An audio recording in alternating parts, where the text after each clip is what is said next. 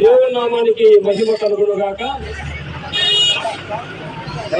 తూర్పు గోదావరి జిల్లా, కాకినాడ జిల్లా మరియు పిఠాపురము గ్రామ పుర ప్రజలకు ప్రధాన యేసుక్రీస్తు పేరుట మీ అందరికీ శుభములు కలుగునుగాక.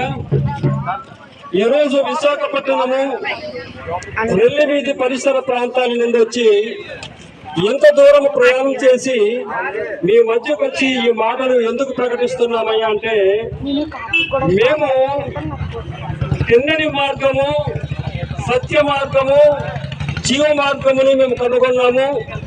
మీరు కూడా ఆ మార్గము గుండానే ప్రయాణించాలి అనేటటువంటి ఆశతో మేము ఇంత దూరం వచ్చి ఉన్నామండి. మా సొంత ఖర్చులు మేము పెట్టుకుని ఉద్యోగాలకు మేము సమస్తాన్ని స్వస్తి చెప్పి ఇంత దూరం ఎందుకు వచ్చామయ్యా అంటే, యేసుక్రీస్తు ప్రభువారు ఒక విషయాన్ని తెలియజేశారు. అవి ఏమిటయ్యా అంటే, నశించిన దాన్ని వెతికి రక్షించుటకు మనుష్య కుమారుడు భూమి మీదకి వచ్చి ఉన్నాడు అనేటటువంటి ఆలోచన మాట చొప్పున మీ మధ్యకు మేము వచ్చి ఉన్నాము.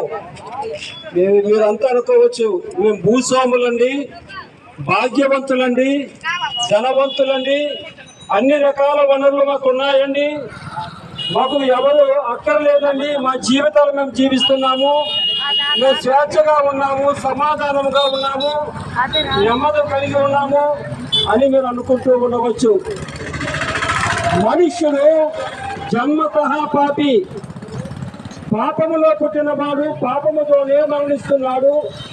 ఆ పాపాలు పోవాలని మనుష్యుడు శత విధాల ప్రయత్నాలు చేస్తున్నాడు.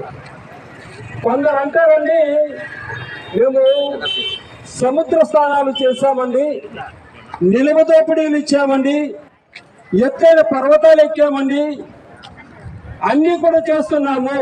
ఎందుకయ్యా అంటే, మనుష్యుడు పాపి, పాపము పోవాలని, పాపం జీవితం నుండి విడుదల పొందాలని మనుషుడు అనేకమైన ఆలోచన కలిగి తన జీవనాన్ని కొనసాగిస్తున్నాడు. సహోదరులారా, యేసు ప్రభు అంటున్నాడు, ఒకరు నశించుట